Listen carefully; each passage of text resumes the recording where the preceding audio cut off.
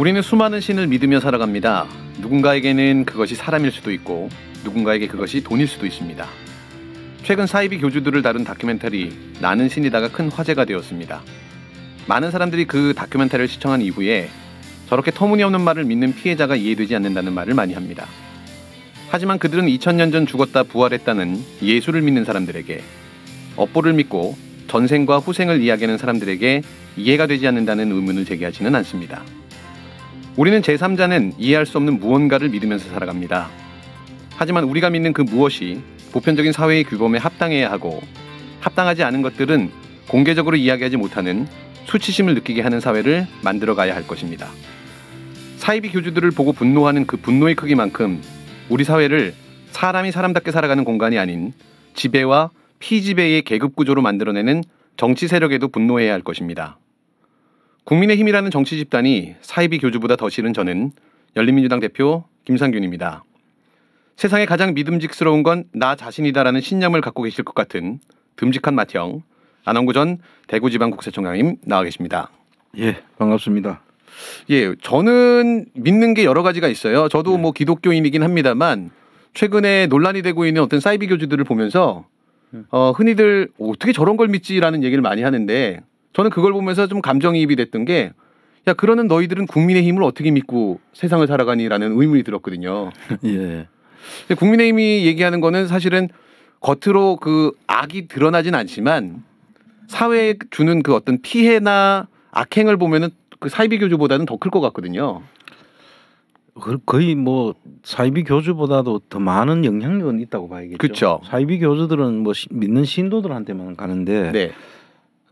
어쨌든 국힘당은 정권을 지금 담당하고 있고, 네. 거기에서 모든 정책 결정이 이루어지는 과정에서 그런 내용들이 반영이 되다 보니까 네.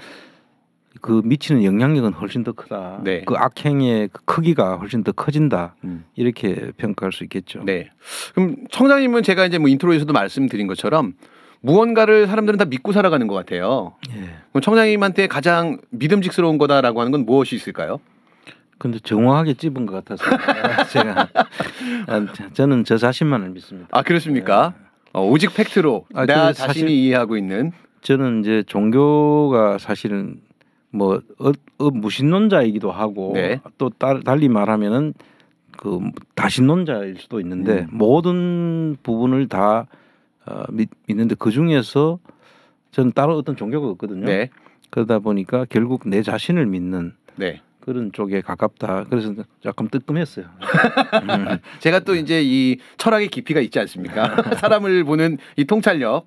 청장님 같은 경우에는 그래서 본인이 납득되고 본인이 이해되지 않은 것들에 대해서는 일단 기본적으로 믿지 않고 시작을 하시잖아요. 저 사람이 뭐라고 얘기를 했든 간에 뭐 수치라든가 아니면 팩트로 증명된 것들을 결국은 말씀하시는 것 같다라는 느낌을 받아갖고 제가 그런 말씀을 드렸거든요. 예, 물론 그런 점도 있고. 네. 그러나 제가 오해는 안 하셔야 되는 게, 저는 다른 분들이 믿는 그 신, 네. 그거를 존중합니다. 그렇죠. 무엇이 됐든 간에. 네. 그게 어떤 종교든 간에 일단은 그런 믿을 수 있다는 그 자체도 저는 그런 분들이 있으면 좋겠다. 네. 나도 그럴 수 있었으면 좋겠는데 네. 저는 그게 안 되는 게 문제라는 거죠. 네. 그래서 제가 이제 몇 해 전에 그 되게 인터넷 공간에서 유명했던 짤이 있거든요. 예. 그걸 보면서 요즘에 이제 사이비 교주들을 보고 공영방송이나 아니면 뭐 좀 작게 우리 팟빵에서라도 이 서바이벌 그 오디션 프로그램처럼 경연대회를 했으면 좋겠어요. 그래서 이제 우리나라에 흔히 얘기하는 나는 뭐 재림예수다라고 주장하는 사람이 되게 많잖아요. 예. 저 사람들을 다 모아가지고 진짜 누가 재림예수인지를 그 경연대회를 하는 거예요. 저 사람들 중에 이미 돌아가신 분이 있잖아요. 문선명 씨인가요? 네 번째 분이? 네네. 그리고 뭐 이만희 씨도 있고. 이만희 씨는 아직 돌아가시진 않았고. 근데 지금 요즘에 도는 사진 보니까 완전 그 뒷방 할아버지처럼 돼버렸더라고요. 그렇죠. 그분 한 90 정도 노인이 됐나요? 그리고 그랬을 것 같습니다. 그래도 신천지는 지금 국힘당하고 상당히 뭐 여러 가지로 얽혀 있고, 네. 아직도 신천지가 국힘당에 상당히 주요 위치를 차지한다는 것이 있고, 네. 제가 들은 정보에는 곧 그런 내용들이 조금 어느 정도 방송에서 나올 수도 있을 것 같아요. 그러니까 신천지가 국민의힘 쪽에 어떤 핵심 멤버들로 자리하기 시작했다라고 하는 내용인가요? 예. 기대가 됩니다. 그래서 이제 만약에 저 서바이벌에서 1등한 재림예수가 있으면 전 국민이 다 보는 앞에서 본인이 정말 재림예수다라고 하는 걸 증명하는 그 어떤 기회를 주는 거죠. 그러니까 몰래 숨어서 하지 말고 정말 본인들이 그 떳떳한 교리를 갖고 있고 흔히들 그 이야기하는 기적을 행하고 있다라고 하면 전 국민이 볼 수 있도록 하는 게 훨씬 더 좋은 거 아닌가요? 저 사람들한테? 그렇죠. 네. 그러면 제일 뭐 확실하게 사람들한테 각인시킬 수 있을 텐데 네. 그 저런 상태에서 속아 넘어가는 사람들이 그 넘어간 사람들로 보이는 사람들이 상당한 수준의 교육도 받았고 네. 그 나름대로 저런 정도 되면은 그런 허무맹랑한 그런 교리에 네. 그 현혹되지는 않을 것 같다는 생각이 들었는데 네. 그런 사람들이 넘어가잖아요. 그렇죠. 근데 그게 인간이 가지고 있는 아무리 자기가 그 많이 배우고 그 정돈이 돼 있다 하더라도 어떤 측면에 있어서는 자기가 약하다고 느낄 때가 있잖아요. 그렇죠. 내가 약한 사람이다 또는 내가 그 부족한 사람이다 이렇게 느낄 때 이제 신을 찾는데 네. 그 신을 찾는 과정에 정말 형편없는 교리를 이야기하는데도 불구하고 그 사람은 설명을 못 하는데 네. 듣는 사람은 자기 합리화를 할 수 있는 거야. 네. 그러니까 오히려 많이 배우고 많은 그 사유를 한 사람들이 오히려 그 논리에 자기 논리에 자기가 빠지는 네. 그런 상황이 안 되겠나 그런 생각이 들었어요. 그러니까 우리 총장님 같은 경우에는 그보다 더 많이 배웠기 때문에 그 논리에 안 들어가는 거고 아니, 저는 배움이 없어갖고 안 들어가는 것 같고 그렇습니다. 근데 그 JMS 논란을 최근에 보면서 제가 갖고 있는 가장 큰 의문은 뭐냐면요. 이게 JMS가 논란이 됐던 게 사실은 불과 요즘 얘기가 아니거든요. 한 20-30년 전에도 그럼요. 큰 사회적인 논란이 됐던 게 한 두 차례 크게 사회를 한번 흔들었죠. 네, 여지껏 그 공권력이나 어떤 사정기관이 컨트롤하지 않고 그대로 방치하다가 지금 와서 마치 세상에 가장 악한 사람들인 것처럼 취급하는 게 저는 좀 의아하더라고요. 이제 이번에는 그 실제 피해자가 네. 얼굴을 드러내고 네, 그 방송에 이제 출연을 했잖아요. 네네. 그러다 보니까 아마 사람들한테 직접 듣는 거는 그 간접적으로 언론을 보도를 통해서 보는 것이 아니라 네. 직접 피해자의 당사자 입으로 그 고발하는 것을 들었기 때문에 아마 네. 더 충격적인 것 같고. 네. 근데 그게 한두 사람이 물론 그 얼굴을 드러낸 사람은 그 소수에 불과하지만 안 드러내고 그 내용을 같이 연결해서 과거에 있었던 것 자기가 숨겼으면은 모를 일인데 네. 그걸 커밍아웃 하신 거 그런 것들이 아마 여러 사람들한테 반향을 일으켰지 않나 저는 네. 그렇게 보고 있습니다. 근데 저는 좀 조심해야 되는 게 이게 마치 절대 악처럼 이 JMS를 만들어 놓고 그리고 갑자기 이제 정의의 검찰이 나설 것 같아서 그러니까 이번 기회에 JMS를 절대 악으로 상정을 해놓은 다음에 언론 플레이를 통해서 그리고 나서 검찰이 그 본인들의 모든 권력을 총동원해서 JMS를 일망타진하고 우리가 이렇게 사회의 암적인 존재들을 처단하는 정의의 기관이기 때문에 기소권과 수사권을 우리가 다 갖고 있어야 이런 악행을 저지르는 사람들을 처단할 수 있다라고 하는 프레임을 잡을 것 같아 갖고 좀 조심스럽더라고요. 저는 아마 조금 그건 관점이 다른데요. 네. 이제 사실 그 안에 검사 출신도 있잖아요. 네네. 이모 검사라고 네. 그러니까 지금은 변호사 한다지만 그런 사람도 있는가 하면 이 그 JMS라고 하는 그런 교회의 신자들 네. 이런 사람들까지도 사실 지금 국힘당은 표가 되면은 그런 모든 걸 안 따지잖아요. 네. 근데 그 교회 자체를 그렇게 이 파괴를 하려고 달려들면 정치적으로 상당한 손실을 가져올 수 있기 때문에 오히려 그렇게까지 못 갈 거 아닌가. 네네. 저는 좀 그런 면도 보고 있습니다. 지금 가능하겠네요. 그렇게 지금 안 하고 있지 않나. 네. 오히려. 네. 네, 그래서 뭐 JMS가 됐던 뭐가 됐든 뭐 사이비 종교가 지금 판을 치고 있는 사회인데 제가 그 다큐멘터리를 보다가 또 놀랬던 건 그 오대양 사건이다라고 하는 어떤 집단 자살 사건으로 마무리됐던 32명이 죽었던 사건이 있었잖아요. 그렇죠. 예. 그 담당 수사 검사를 요번에 그 다큐멘터리를 통해서 알게 됐는데 우리 총장님이 닮은 박영수 특검이 그때 타살 의혹이 굉장히 많은 사건을 집단 자살로 마무리 지은 검사더라고요. 그 당시에 수사 검사가 박영수 검사가 맞는 것 같고요. 네.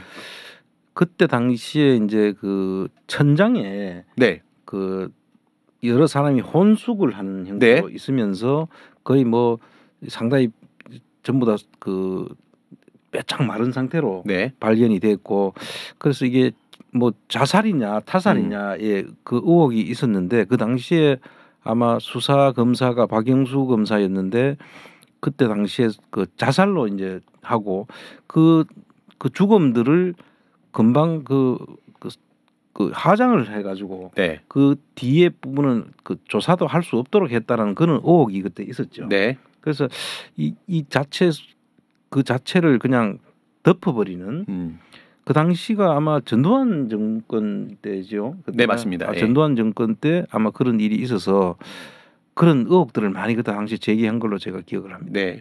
뭐 정권 차원에서 그냥 시끄럽지 않으려고 했던 부분이 있지 않나라는 생각도 드는데 우리 또 전두환 씨 얘기를 하니까 어제 밤부터 참 논란이 됐던 이건 도대체 어떤 그림이지라고 하는 그 기사가 뜨기 시작했는데 예. 전두환 씨 손자가 나 전두환 손자인데 우리 집안은 범죄자 집안이야.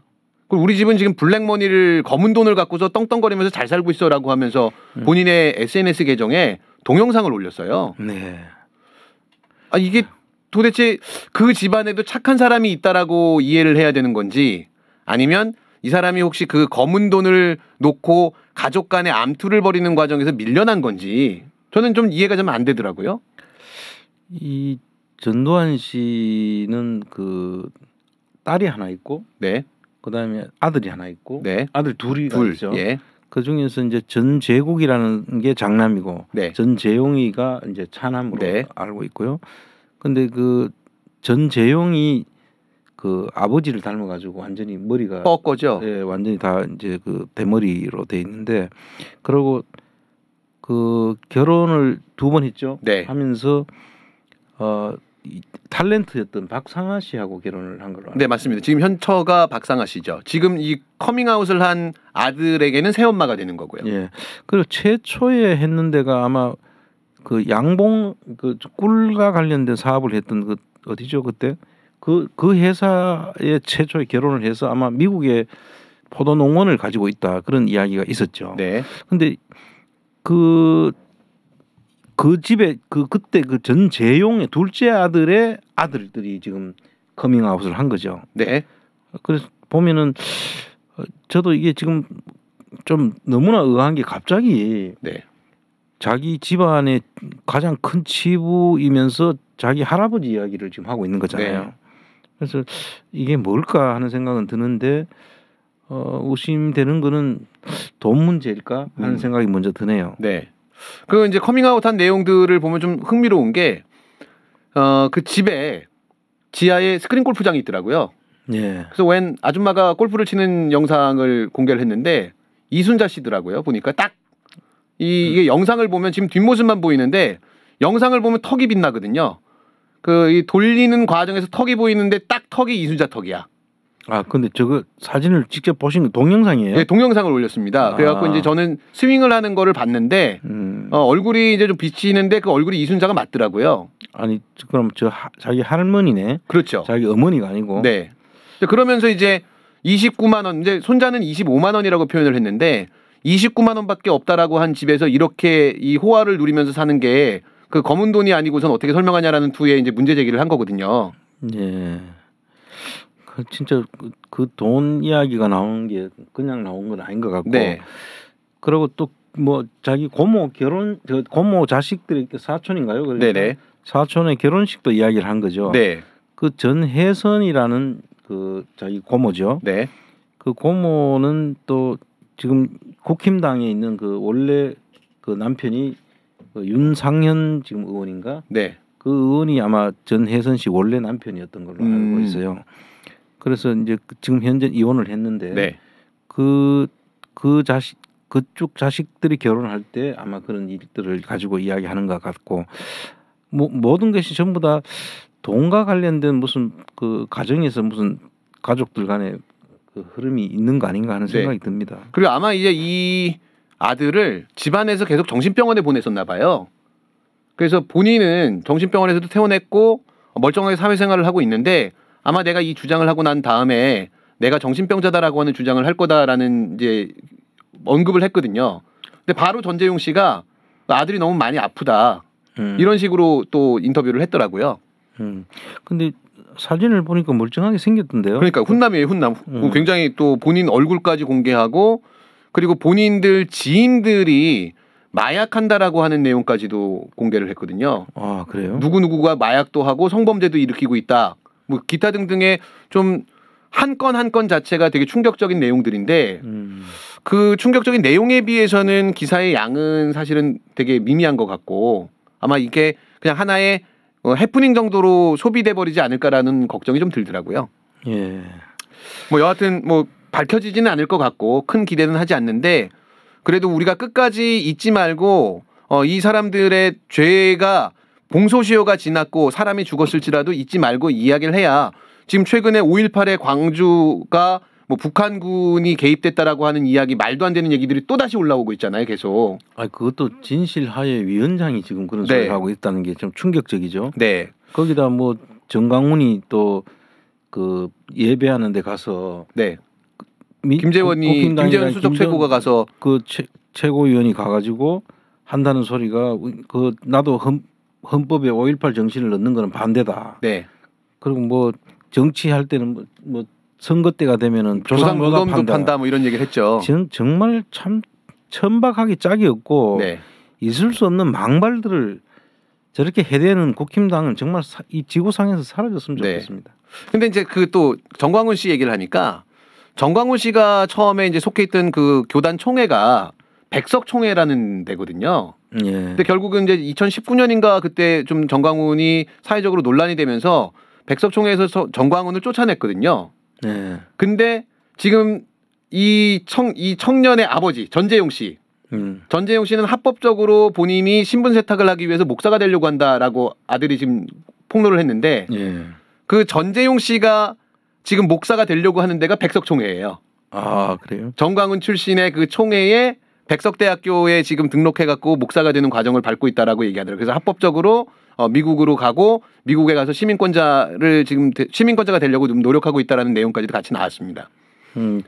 지금 그 백석대학이라고 하는 데가 천안에 있는 네, 맞습니다. 대학이고 더 탐사에서 당시에 소나무 분재를 거기서 키워가지고 네네. 대통령실로 관저로 보냈다고. 그렇죠, 하는 그렇죠.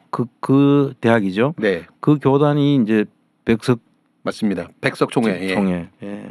그리고 이제 또 그렇게 연결되면 이게 저는 이게 단편적으로 있던 조각들이 다 맞기 시작한다라고 하는 게 예전에 그 한미 정상회담 때 와인을 마셨잖아요. 예. 그때 와인이 이 전두환 집안이 그 미국에 갖고 있는 와이너리에서 취급하는 그 와인이 올라갔었거든요. 예, 그랬죠. 그러니까 이게 아무런 의미 없이 우연의 일치가 아니라 어떤 커넥션이 다 연결되어 있는 게 아닐까라는 그런 의혹이 좀 들기 시작하는 것 같아요. 네. 청장님은 이 사건을 이렇게 입체적으로 구성하는 걸 되게 잘하시는데 예. 제가 서당계 3년이면 풍어를 읊는다고 청장님이랑 같이 있다 보니까 저도 조금씩 이제 사건을 입체적으로 보는 걸 좀 배우기 시작하는 모양인 것 같습니다. 자, 이제 최근에 그 69시간이라는 논란이 계속되고 있어요. 예. 근데 저는 일단 기본적으로 되게 천박한 사람인지라 69시간을 보는 순간에 왜 69시간일까라는 의문을 가졌거든요. 왜 가졌죠? 저는 그냥 의문을 가졌는데 네. 차마 말할 수는 없습니다만 한 70시간이 더 깔끔할 텐데 아니면 65시간이라도 괜찮을 텐데 왜 하필이면 69시간일까라는 그냥 제 스스로의 의문인데 근데 어제부터 다시 이야기되는 게 대통령이 극노를 하셨다고 하더라고요. 근데 나는 그 소식을 듣고 정말 제가 극노를 할 수밖에 없는 상황인데 네네. 아니 69시간 아니라 지금 120시간을 일하고 네. 하라고 했던 사람이 누구죠? 그게 윤투더 석투더 열이죠. 네. 자기가 그렇게 이야기해가 지시해가지고 밑에 사람들이 그 지금 어쩔 수 없이 움직였을 걸로 보이는데 네. 극노를 했다고 하니까 이건 누구한테 지금 극노를 하는 건지 정말 앞뒤가 안 맞는 이야기를 하는 것 같다는 생각이 들어요. 일단 제가 윤석열 씨한테 감정이입을 해갖고 좀 변명을 하자라고 하면 제가 윤석열 씨랑 비슷한 게 뭐가 있을까 곰곰이 생각을 해봤는데 겸허하게 인정해야 되는 게 그 음주 좋아하는 거. 예. 음주 좋아하는 거는 제가 윤석열 씨랑 좀 비슷하거든요. 근데 그러다 보니까 이제 깜빡깜빡하는 게 점점 늘어나는 것 같아요. 최근에 저도 이게 알코올성 치매인가 싶을 정도로 좀 잘 까먹거든요. 근데 그 양반은 저보다 연배가 한참 위니까 그동안에 먹었던 술의 총량을 따지면 어마무시할 거 아니에요. 예. 그래서 아마 알코올성 치매 중증 환자가 아닐까라는 생각이 들긴 하는데 지금 다 기록이 남아있는 게 주 120시간 바짝이라고 뭐 이렇게 후보 시절에 얘기했던 게 기사로 지금 남아있는 상황에서 그거의 한 절반 정도 되는 69시간을 뭐 입법을 하겠다라고 예고를 한 상황에서 왜 그 여론을 잘 듣지도 않고 69시간을 했냐라고 화를 낸 거잖아요. 그러니까요. 그런데 이제 본인이 했던 이야기를 아무리 까먹어도 네. 그 기본적인 생각은 바탕이 없이 그냥 나오는 대로 그냥 이야기하고 마는 사람인 것 같다는 네. 느낌이 드는 것이 우리가 원래는 지금 주 52시간이잖아요. 네. 주 52시간을 늘려가지고 69시간을 하락하는 것도 지금 MZ 세대에서 지금 뭐 난리가 난 거 아닙니까? 네. 우리 그 지난 방송할 때 우리 옆에 계시는 우리 PD하고 계시는 분들이 이렇게 강압적으로 일하락하면은 어느 회사도 안 있는다고 할 정도로 네. 그런 이야기를 들었는데 이 젊은 분들이거든요. 네네. MZ 세대에 있는 분들인데 이런 분들의 지금 반발이 이렇게 일 시키면은 아무도 근무 안 할 거예요 지금. 그렇죠. 그렇게 하라고 했던 사람이 본인이 네. 그것도 자기 자신한테 화를 내가 그런 일을 왜 시켰냐고 거꾸로 화를 내는 게 약간 뭐랄까요 이게 지금까지 하던 일들이 다 그런 지금 지난번에도 뭐 극노했다고 하는 거 보면 자기가 시킨 일이야. 맞습니다.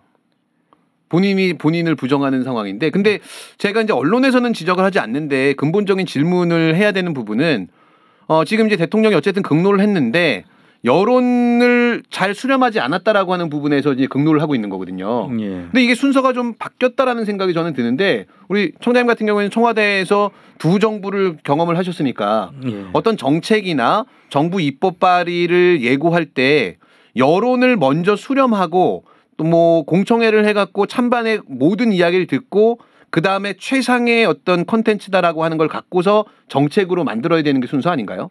그렇죠. 이제 예를 들면 이게 62세 근로 시간과 관련된 문제는 우리 모든 일하는 근로자가 아닌 사람이 없잖아요. 네.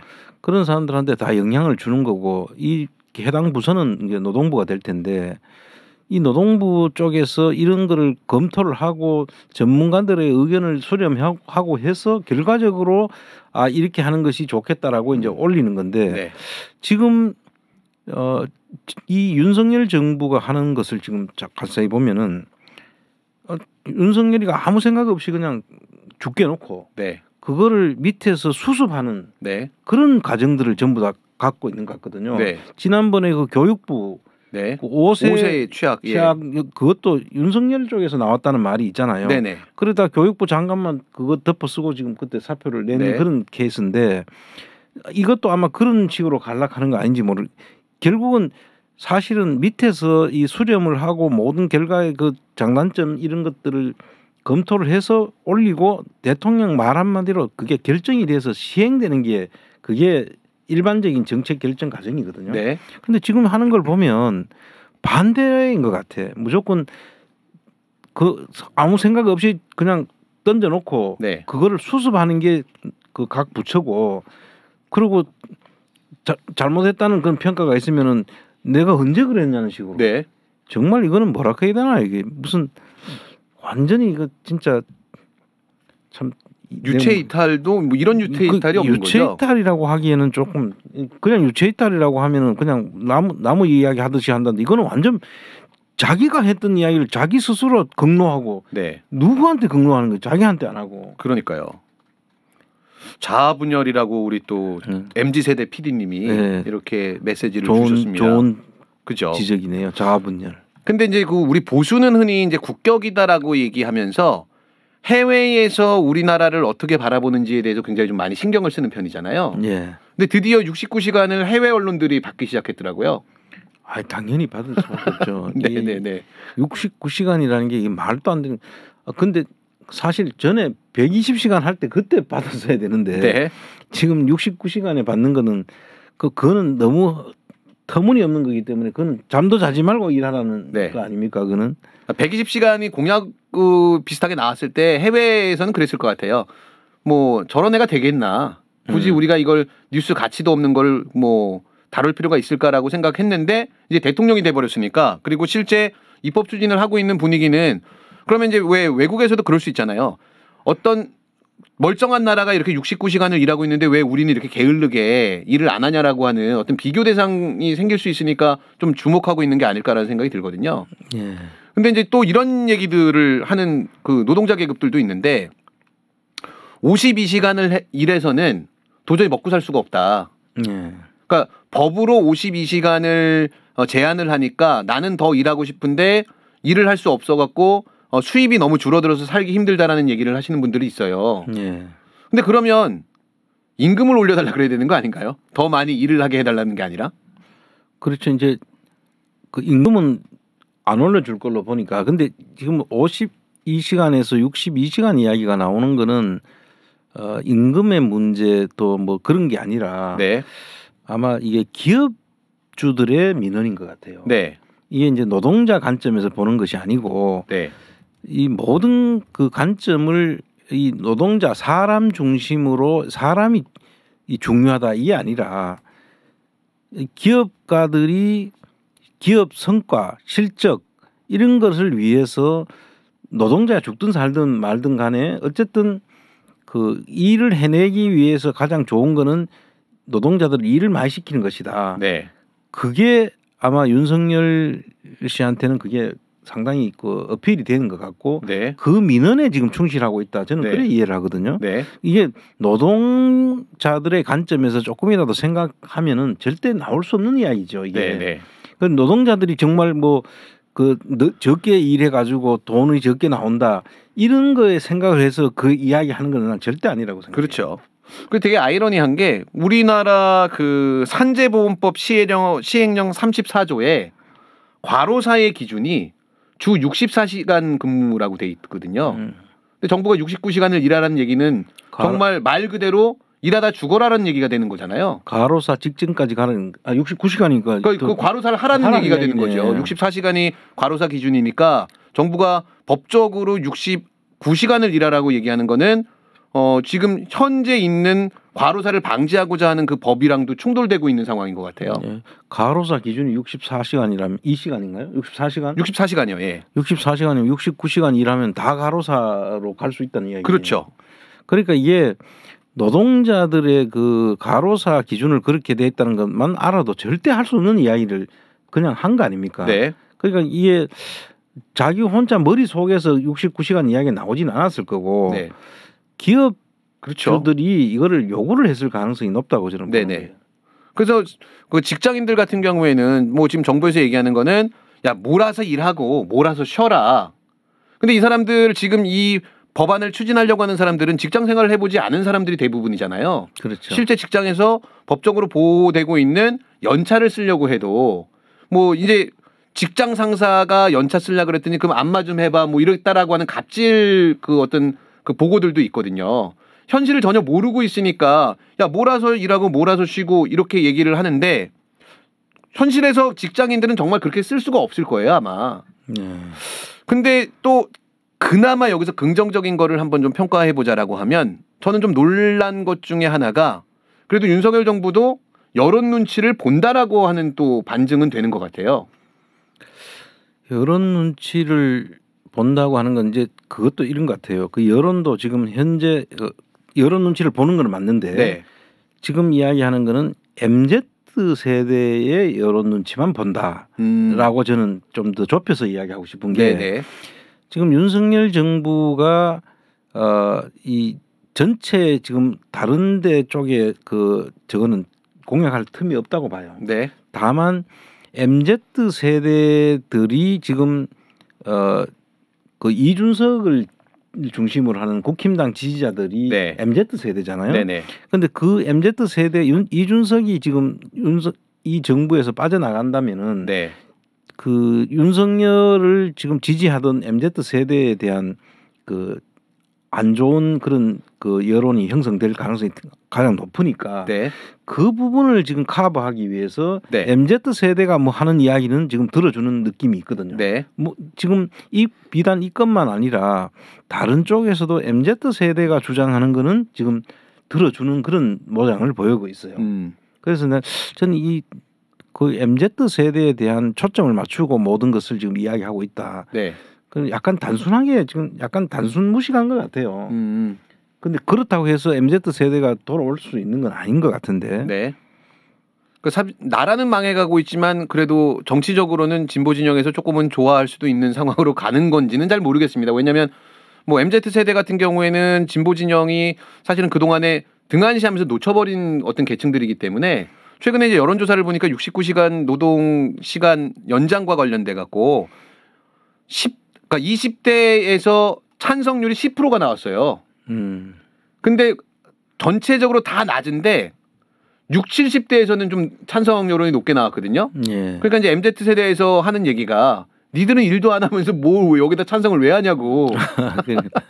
그래서 어떤 세대 갈등들, 그러니까 지금 신흥 그 보수 지지 세력인 MZ 세대하고 전통적인 지지 세력인 그 노년층하고 또 반목하는 현상들이 우리 윤석열 열사 덕분에 발생을 하고 있는 것 같아 갖고 뭐 무흐 또 좀 좋은 부분도 될 수 있겠다라는 생각은 들기는 했습니다. 근데 MZ 세대는 사실 나중에 시간 끝나고 난 뒤에 네. 회식하고 놀자고 해도 안 노는 세대 아닙니까? 맞죠. 예. 그때 되면 자기 시간을 자기가 갖겠다고 하는 사람들인데 그 MZ 세대들한테 69시간 그냥 뭐 놀자고 하고 회식하자고 해도 안 할 세대인데 네. 그걸 갖다 일을 하라고 하면 그 MZ 세대를 너무 잘 모르고 하는 소리다 그렇게 생각이 듭니다. 총장님 갑자기 이제 MZ 세대랑은 좀 세대 차이가 나니까 예. 총장님이 처음에 사회생활을 시작하셨을 때 직장 내에서 이제 막 회식을 나는 원치 않는데 회식을 하는 경우들이 많았을 거 아니에요. 예. 그때는 어떻게 반응하셨나요, 보통? 그때는 뭐 무조건 따라가야 되는 거죠. 무조건? 그때는 뭐 그때는 제가 지금 MZ 세대 연배인데 네. 그럼에도 불구하고 그거 안 가면 큰일 나는 줄 알았죠. 아, 그렇죠. 아무래도. 그런데 지금 요즘 MZ 세대는 우리 세대하고는 완전 달라요. 그래서 정말 자기 생각이 뚜렷하고 분명하죠. 그런 의사가. 네. 근데 아까 말씀하신 우리 세대라고 한 게 저를 포함하고 우리를 한 거 아니죠? 제가 MZ 세대랑 좀 가까운 세대거든요. 근데 청장님은 제가 보니까 좀 회식 얘기해 갖고 좀 여담으로 뭐 말씀 여쭤보는데 술을 안 하시잖아요. 예. 근데 원래 그럼 술을 안 좋아하셨을 텐데 그럼 어렸을 때 젊었을 때 회식을 가면 술을 굉장히 강제하는 분위기잖아요. 회식 분위기가 더. 예. 그때는 어떻게 행동하셨나요? 그때 먹었죠. 그냥 안 드시는데도? 예, 뭐 안 먹으면 이제 그때는 제가 술을 처음에는 전혀 술을 안 했고요. 네. 직장 생활을 하면서 이제 술을 해야 될 상황이 왔어요. 네. 근데 그걸 안 먹으면 안 될 것 같은 거야. 그렇죠. 분위기가. 그 술을 원래 안 먹던 사람이긴 하지만. 네. 근데 그때를 먹어보니까 캐파가 있는 거예요. 아, 그러니까 내가 좋아하진 않는데 먹는 건 잘 먹는다. 먹을 거죠? 수는 있는 거죠. 네네. 근데 그러면서 그 상황들을 이제 견뎌낼 수 있다. 그러니까 나중에는 내가 술을 잘 먹는 사람으로 사람들이 인식.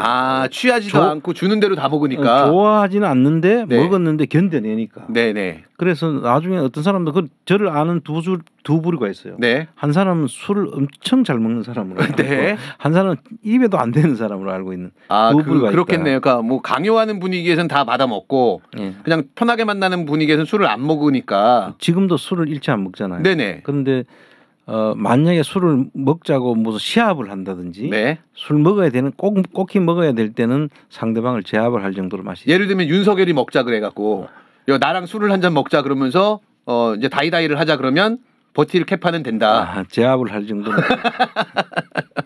충분히 잘 드실 것 같아요. 또 일단 우리 청장님 보기와 다르게 이 깡다구가 있으셔가지고 또 남한테 뭐 꿀리거나 지는 거 되게 싫어하시잖아요.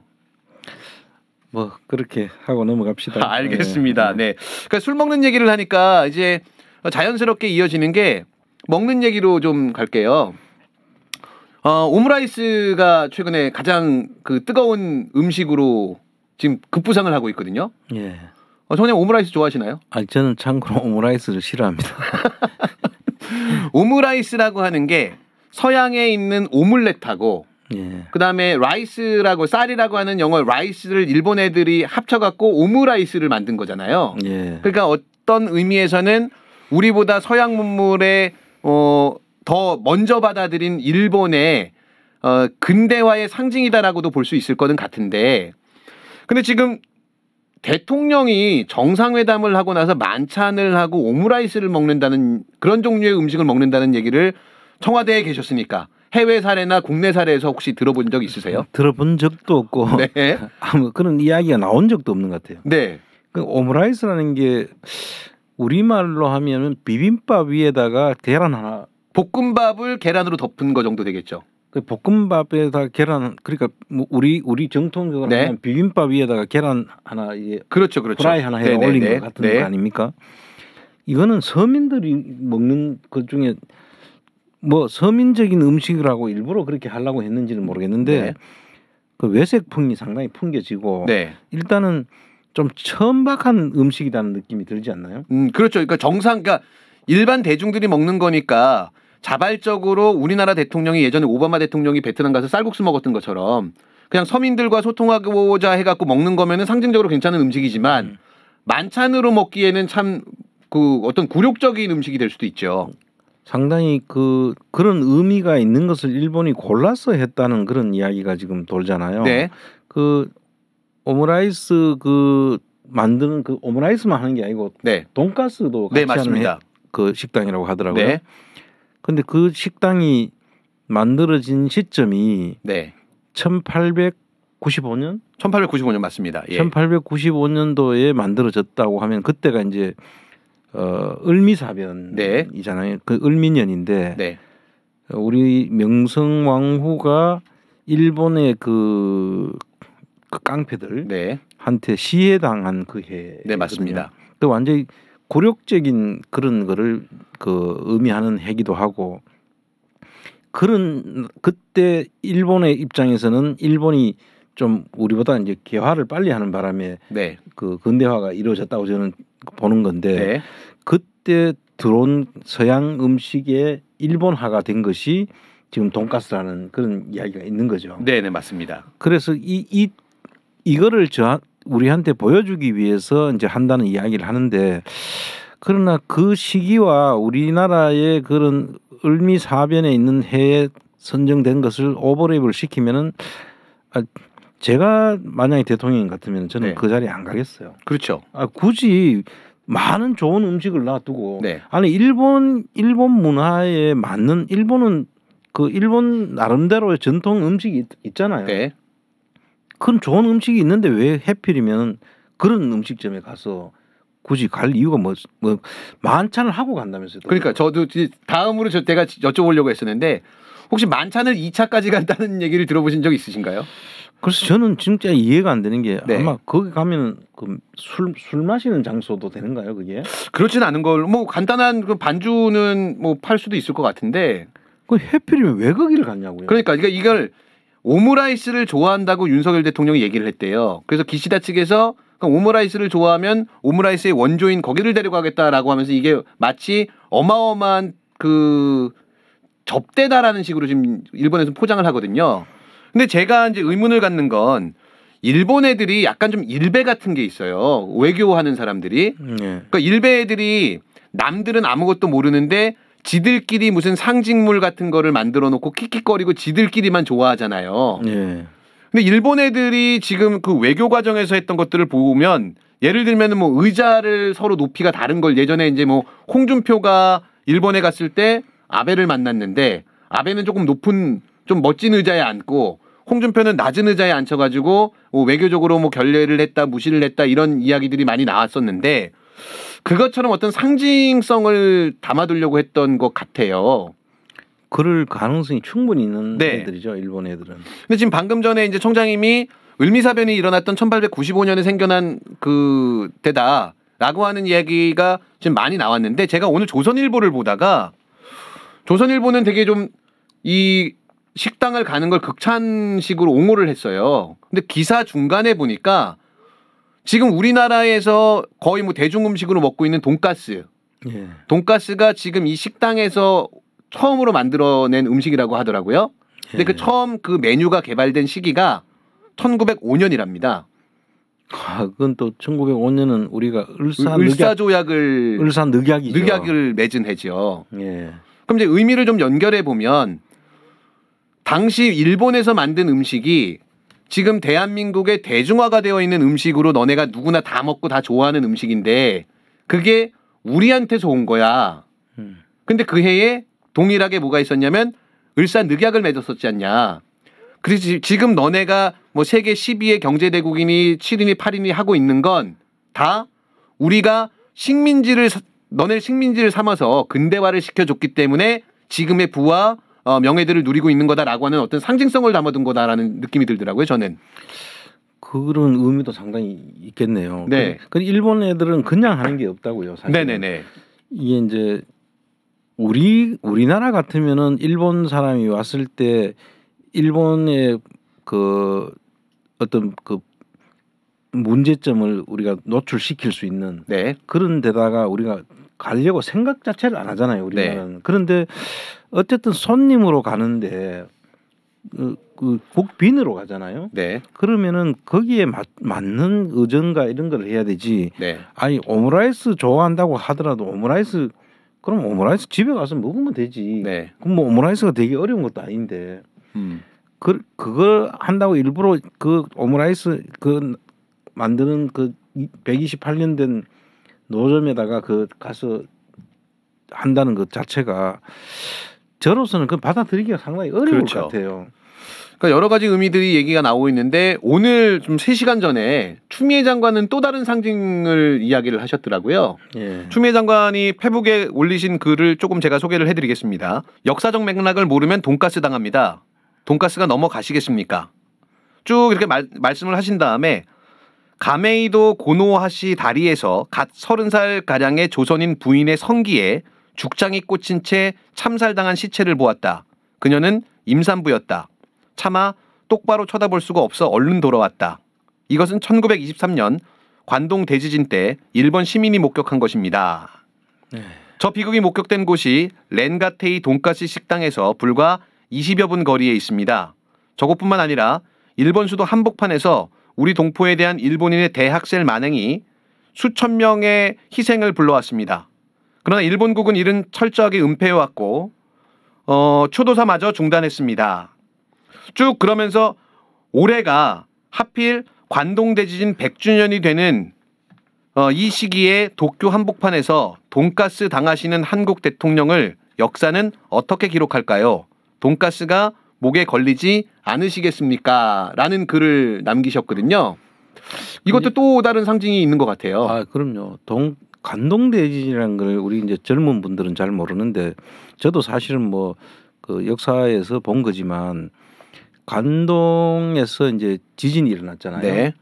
지진이 일어났는데 그 원인을 우리 국민들 그 당시 식민지였던 한국의 그 일본에 있는 한국인들이 저주와 그걸로 일어났다. 네. 이렇게 해서 당시에 영문도 모르는 우리 그 제1 그 한국인들을 정말 처참한 방식으로 하형도 하고 그냥 아까 그냥 죽창으로 찌르고 네. 그 정말 그 상상을 우리가 초월하는 그런 방식으로 엄청난 인구가 그때 그 우리 제1 한국인들이 살상을 당한 네. 그런 그 기억이거든요. 네. 근데 이제 젊은 분들은 이게 그냥 글로만 이야기를 하니까 그런데 아까 이야기한 우리 추 장관님이 쓴 내용대로라면은 그 젊은 임산부의 성기에다 그런 네. 짓을 했다고 생각만 해보시면 끔찍하지 않습니까? 네네.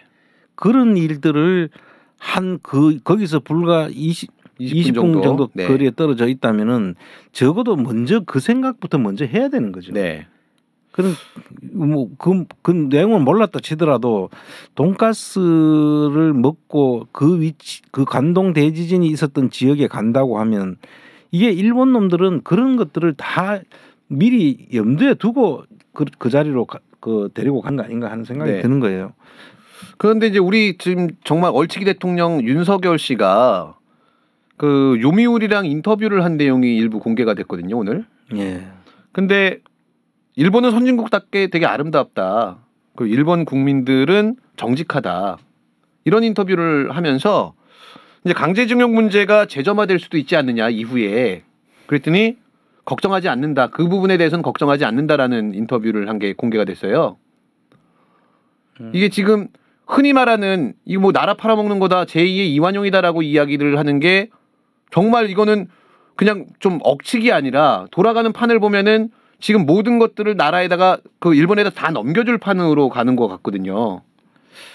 그 일본인들을 저렇게 선진국답게 아름다웠다라는 표현이 그냥 나올 수 없다고 저는 생각해요. 네. 이게 일본의 피를 혹시 가지고 있는 게 아닌가 할 정도 의심스러운데, 그리고 일본인들은 정직하다. 일본인들은 왜 정직하다고 이야기하죠? 그 일본인들은 뭐라 하죠? 스미마생 하고 네. 그 말을 해서 그게 정직하다는 건지. 근데 그 일본인들이 그 겉으로 보기는 가장 그 상대방들한테 계속 이렇게 고개를 숙이고 이렇게 하는 그게 어떤 경우에 생겼냐면은 사무라이가 네. 원래 일본 사무라이들이 춘추 전국 시대에는 이 칼들을 다 소지를 하고 있었잖아요. 네. 그러다가 상대방이 한테 그 사살권이 있었어요. 사무라이들한테. 네. 그러니까 이 사무라이들한테 그 뭔가 그 뭐 대항하듯이 그렇게 반박하듯이 스미마생하고 고개를 숙이지 않으면은 네. 바로 그냥 죽으니까. 그 자리에서 죽으니까 네. 그게 몸에 배어서 저렇게 일본이 하는 거지. 정말로 저 사람들이 정직해가지고 뭐 그 상대방들한테 스미마생 하고 미안합니다 이렇게 하는 게 아니라고요. 네. 근데 그 역사적 사실을 모르고 일본 사람들은 정직하다는데 일본이 뭐가 정직합니까? 그러니까요. 그러니까 지금 이미 강제징용 자체가 존재하지 않았다라고 얘기를 하고 있는데, 근데 지금은 김대중 오부치 선언을 뭐 승계한다라고 하는 게 지금 요번에 제3자 변제의 핵심인 거잖아요. 그렇죠. 근데 지금 이제 부인하고 있는 상황이고, 심지어 요번에 기시다 같은 경우에는 그 후쿠시마산 그 농수산물을 저희가 지금 수입 금지하고 있잖아요. 네. 그거를 후쿠시마 지사가 기시다한테 야 한국이 이거 좀 수입 좀 하게 해달라고 했더니 기시다가 내가 잘 해결하겠다라고 지금 약속을 했다라고 하거든요. 근데 이제 내일부터는 이제 한일 정상회담이 열리니까 가서 오므라이스 얻어먹고 우리는 후쿠시마 농수산물 수입하고 또 방사능 폐기물 그 방류하는 것도 그냥 오케이 하고 뭐 이러고 돌아오는 거 아닐까 싶어갖고 너무 걱정이 되거든요. 뭐 그런 것도 당연히 걱정이 되고요. 네. 뭐 지금까지 제일 가장 큰 걱정은 사실은 독도 문제예요. 아 그렇죠. 독도 문제가 이제 앞으로 이 독도가 일본이 가장 노리는 게 이 계속 일본은 지금 자기들이 외교 문서에도 전략적으로 그 독도가 자기들 땅이라고 지금 주장하고 있고, 네. 우리가 실효적 지배를 하고 있다고 해도 그걸 무력화하기 위해 가지고 지금 계속적인 노력을 하고 있잖아요. 네네.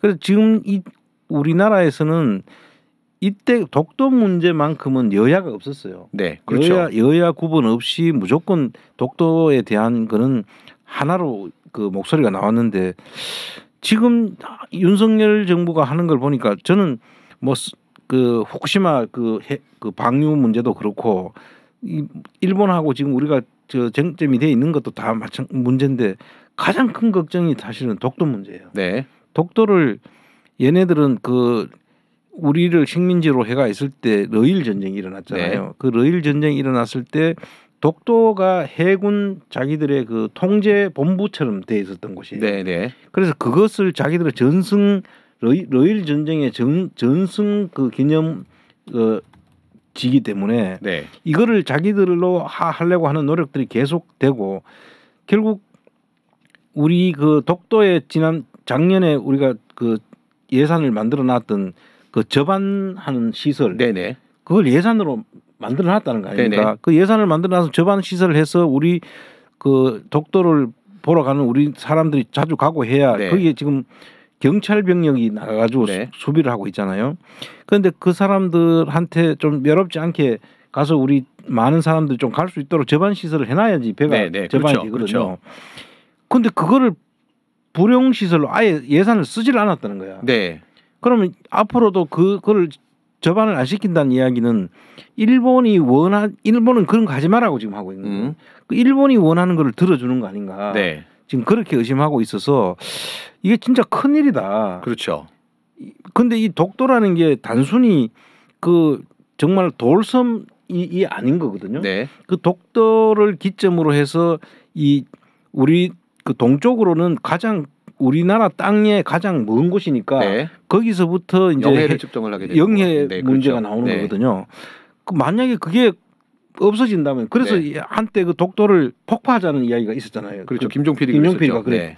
근데 그게 절대로 해서야 안 될 일은 독도가 있어야만 우리 영해가 훨씬 넓어지고 그 어업 자원이라든지 그렇죠. 또 그 밑에 있는 무슨 그 해수면에 있는 그 지하 자원 같은 네. 것들을 전부 다 우리가 개발할 수 있는 네. 그런 기회가 있는 건데 이게 간다면 이건 돈도 돈이고 이건 우리 자존심 문제고 네. 있을 수 없는 일들이 벌어지는데 그런 건 안중에 없다는 거지. 그렇죠.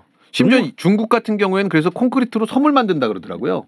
자기네 그 영해를 확장시키려고. 그 이어도 네. 그런 거잖아요. 네네. 그래서 그 생각군가요 그때 네. 그쪽에서 지금 영토 분쟁이 좀 있죠. 영토 분쟁이 네. 있는 것도 다 그런 건데. 그렇죠. 멀쩡하게 잘 있는 섬을 갖다가 뭐 폭발을 한다든지 지금 그걸 계속 지켜야 될 우리가 거기도 군사 훈련을 하면서 그러면 일본 해군이 거기에 그 독도 주변에 와서 그 하면은 그 우리 영해에 침범을 하는 거잖아요. 그렇죠. 그 옛날 같으면 거기 다 폭발을 우리가 사격을 해야 되거든요. 네. 그런데 그런 거를 지금 일본하고 미국이 지금 그 핵책을 하고 있는 거고. 네. 그런 과정에서 또 지금 우리 그 강제징용 네. 배상금 문제를 미국이 그걸 다 지금 대려고 하고 있어요. 네. 그걸 왜 미국이 갑자기 거기다 대느냐? 미국이 무슨 뭐랄까 자선 사업하는 것도 아니고 네. 그런 일들이 막 벌어지고 있다는 게 정말 큰 일이에요 이게. 그렇죠. 뜬금없이 지금 말씀하신 거 기사 잠깐 좀 보시면 미국의 그 주한 상공회의소에서 야 우리가 돈 낼게 우리도 좀 기부 좀 하게 해줘 하면서 갑자기 좀 끼어들었잖아요 지금. 그 암참이 이제 그런 네네. 거죠. 이제 그 부분을 조금 설명을 좀 해야 되는데 네. 지금 이제 원래는 우리가 앞으로 제 3차 세계 대전이 일어나면 네. 어디서 일어날 것이냐라는 이야기가 있었어요. 옛날에. 네네. 그때 사람들이 3차 세계 대전이 일어날 수 있는 가장 유력한 지역으로 그 남진해에 있는 남진아 반도 네. 그 저 섬들 그게 이제 베트남하고 필리핀 사이에 있는 네. 그 지역이 앞으로 세계의 하얗고다. 네. 그래서 3차 세계 대전이 일어난다면은 그 지점이 될 것이다라고 했었어요. 그때만 해도 이제 이 베트남이 이 공산국가에서 이 자유민주주의 세계와 이제 그걸 하기 전이죠. 네.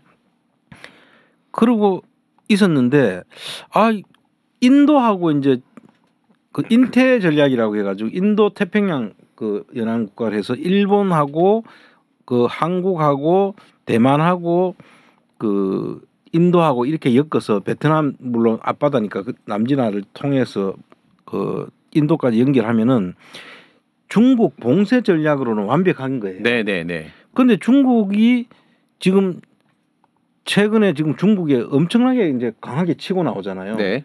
지금 중국이 인도하고 네.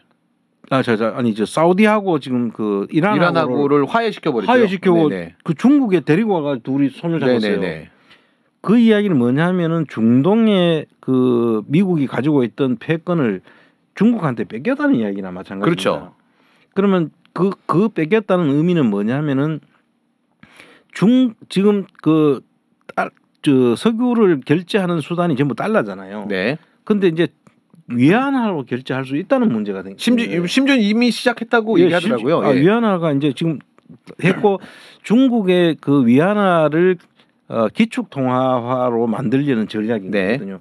이 기축 통화가 되는 것은 전체적으로 보면 그 미국의 달러가 지금 달러는 자기들이 윤전기만 잘 나오면 찍으면은 그렇죠. 되는 거잖아요. 그렇죠.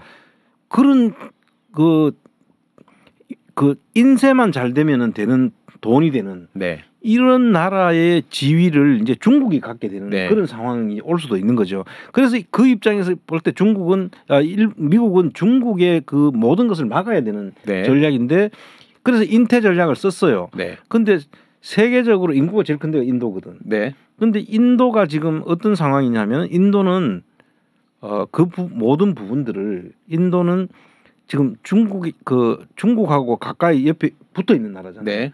그 중국하고 가까이 있지 미국의 전략대로 우리는 따르지 않을래. 우리는 핵도 가지고 있고. 네. 그러고 미국이 우리한테 해준 게 뭐 있는데 이렇게 된 거예요. 그렇죠.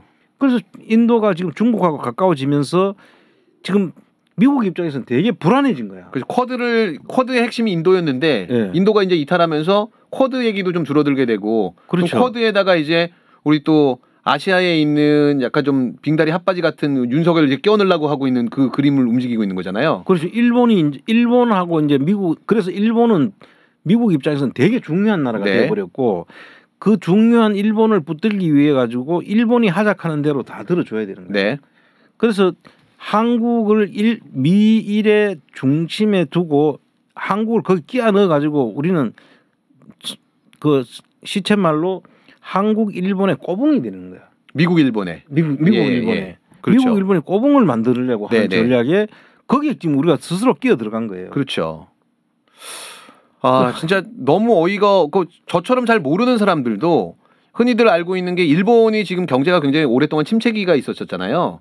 그래서 일본 같은 경우에는 한반도에서 전쟁 나는 거나 대만에서 전쟁이 나는 게 본인들의 경제를 부흥시키는데 굉장히 큰 도움이 되는데 지금 분위기로 가면은 미국하고 일본이 만약에 북한한테 위협적으로 한다라고 하면 한국이 할 수 있는 얘기가 없어지는 거잖아요. 그럼요. 그렇게 되면은 일본이 아마 병참 기지하고 또 될 거고 그럼 군수물자를 판매하면서 제2의 어떤 그 경제 부흥을 그 일본 극우들이 원하는 대로 또 끌고 갈 수도 있어서 우리의 안보와 어떤 안전까지도 강대국 혹은 뭐 다른 국가들한테 위임하는 상황으로 넘어가고 있는 것 같아요. 그렇죠. 그래서 가장 지금 이제 하야꼬라고 이야기하는 대만을 지금 네. 이야기하는데 대만은 원래는 그 대만은 일중국 일체제라는 그 네. 개념 속에 있기 때문에 대만은 중국의 일부라고 그렇죠. 생각하는 거예요. 중국은. 네. 근데 지금 현실적으로는 대만은 지금 독립국가라고 돼 있고 미국의 지원을 받고 있는 나라고. 맞습니다. 예. 거기서 제일 요즘 문제가 되고 있는 반도체는 그 파운드리 반도체. 네. 이거는 지금 그 대만이 지금 제일 세계 1위예요. 네. 우리 메모리가 우리 한국 네. 1위고. 맞습니다. 그래서 그런 쪽을 대만을 지렛대로 해가지고 지금 중국을 견제를 하는 입장이거든요. 그런데 만약에 이제 그 하야꼬가 된다고 하면은 대만이라고 이야기를 하는 거죠. 지금 네. 만약에 중국하고 미국의 이해관계가 이제 상충되는 지점이 그 지점이다 보니까 네. 그럼 미국의 패권 국가를 계속 그 유지하려고 하면 대만을 사수하지 않으면 안 되고 중국은 그 패권 국가의 이미지를 뺏으려고 하면은 그 패권 국가로 가기 위해서라도 그 대만은 자기 땅인데 네. 그걸 미국의 지배하에 두는 대만으로 놔둘 수 없다라는 게 지금 부딪히는 거잖아요. 네. 그런데 문제는 그래서 대만에서만 모든 것이 해결되면은 되는데 그게 문제가 아니라 실제로 만약에 그런 일이 벌어진다고 하면은 하야꼬는 한국이 되는 거예요. 그렇죠. 왜냐하면은 대만에는 미국의 미군 기지가 없다고. 네. 여기 한국에 전부 다 오산부터 시작해서 미군 기지 그것도 우리 그 성주에다가 지금 사드까지 배치해놨죠. 네. 그다음에 그 미군 기지가 한국에 오산 공군 미군 기지가 있잖아요. 네. 그런 것들이 대만이 만약 그런 일이 벌어지면 출격을 해야 되는 건 이쪽인데 그럼 중국 입장에서 볼 때는 대만만 치고 놔두겠냐고요. 그렇죠. 그 미군 기지를 오키나와하고 이제 수원하고 이쪽을 그 평택을 칠 가능성이 가장 맞습니다. 높죠. 예, 예. 당연히 대만 쪽에서 뭐 유사한 상황이 벌어진다라고 하면 한반도가 어떤 병창 기지화가 되는 거잖아요. 그렇죠. 그럼 이제 무기고를 먼저 쳐야 되는 것도 하나의 전쟁 전략이 될 텐데 그러면 우리 그 한반도의 운명이 정말 우리의 의지와 전혀 관계없이 다른 나라에 의해서 좌지우지 될 수 있는 상황으로 지금 들어가고 있는 것 같은데 모든 사람들이 다 걱정하고 있는데 윤석열 씨만 모르고 있는 것 같아요. 근데 이건 좀 다른 얘기입니다만 좀 이어질 수도 있고 다른 얘기긴 한데 갑자기 근데 이런 중대한 외교 행사들을 놔두고 의전비서관이 사퇴를 했거든요.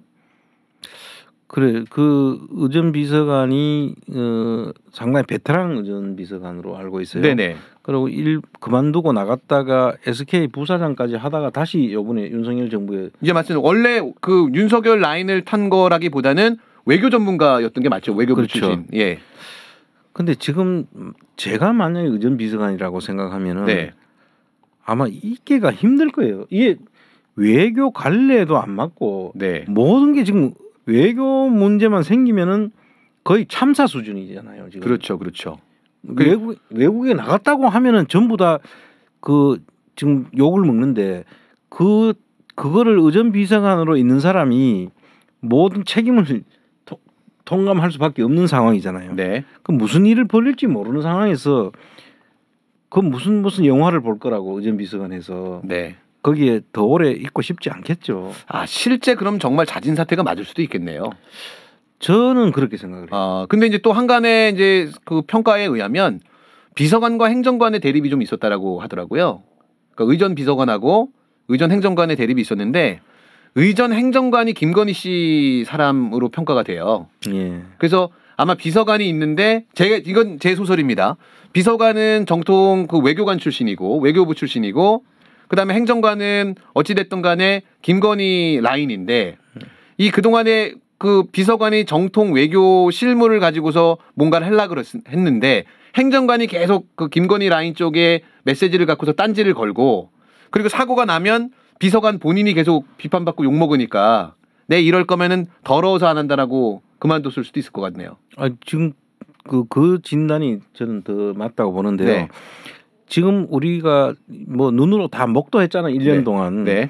외교 활동을 하고 오고 난 다음에 한 번이라도 그냥 조용하게 넘어간 적이 있습니까? 없죠. 갈 때마다 사고를 쳤고 네. 그게 그냥 사고가 아니라 세계가 다 입방아에 올릴 정도의 그런 심각한 사고를 쳤어요. 네.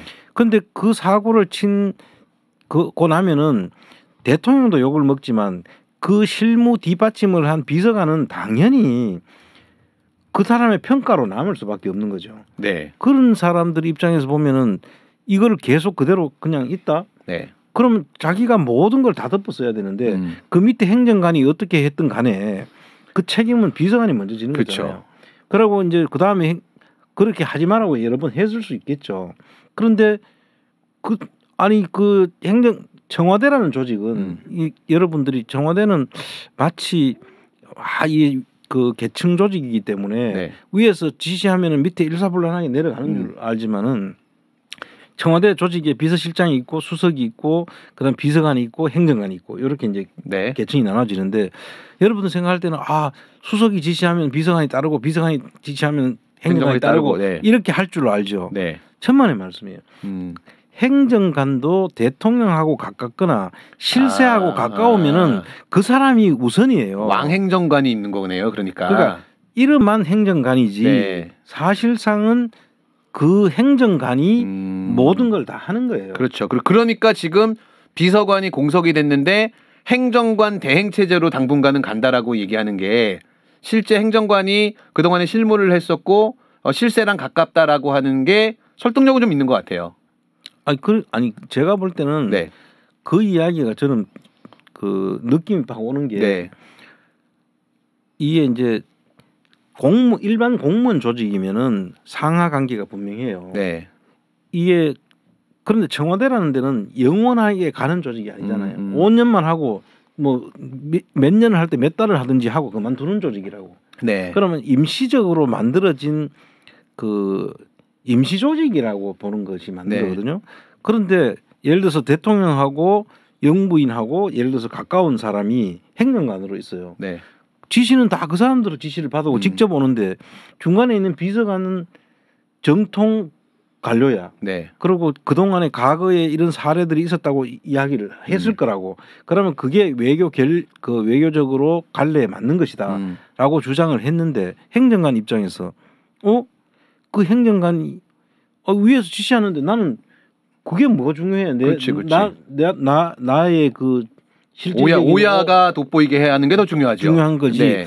그래서 이야기를 하면 부딪힐 수밖에 없죠. 그렇겠네요. 네. 그런데 결국은 누가 나가 떨어지느냐?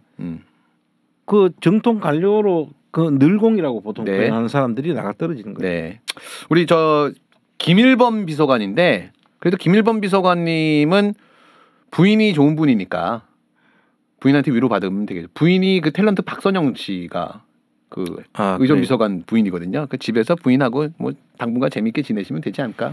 근데 아마 지금 청와대에서 정신이 제대로 바뀐 사람들 네. 같으면 그 오래 있지 않을 것 그렇겠죠. 같아요. 제 생각에는. 네. 맞습니다. 어이구 뭐 얘기하다 보니까 나라 걱정에 한 시간이 어떻게 갔는지를 모르게 훌쩍 가버렸어요. 아 예. 그 우리 청장님 마지막 말씀 부탁드리도록 하겠습니다. 지금이라도 좀 정신 좀 차렸으면 좋겠어요. 제발. 네. 저 윤석열 정부 정말 이런 식으로 일본 요번에 가서 또 어떤 사고를 칠지는 모르겠는데 네.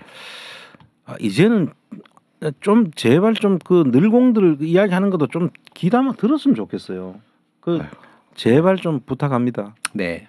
자, 외교라고 하는 게 사실은 정권이 바뀐다라고 해서 돌이킬 수가 없다라고 하는 게 지금 제일 큰 문제인데 뭐 외교 참사가 연일 발생하고 있는데 외교 참사는 그래도 저는 괜찮은 것 같아요. 제발 이 한반도에서 전쟁만 나지 않았으면 좋겠습니다. 임기 내에. 참 암울한 시기입니다. 그래도 우리 연대하고 그리고 옆에 있는 우리 동료들과 서로 희망을 이야기하고 서로 같이 연대하는 게 그나마 이 암흑한 세상을 견디는 힘이 되지 않을까라는 생각하면서요. 아농구TV 오늘 수요일 방송은 여기까지고요. 내일 저녁 7시 30분에는 라이브로 우리 아농구TV가 여러분들께 또 찾아뵙도록 하겠습니다. 시청해 주셔서 감사합니다.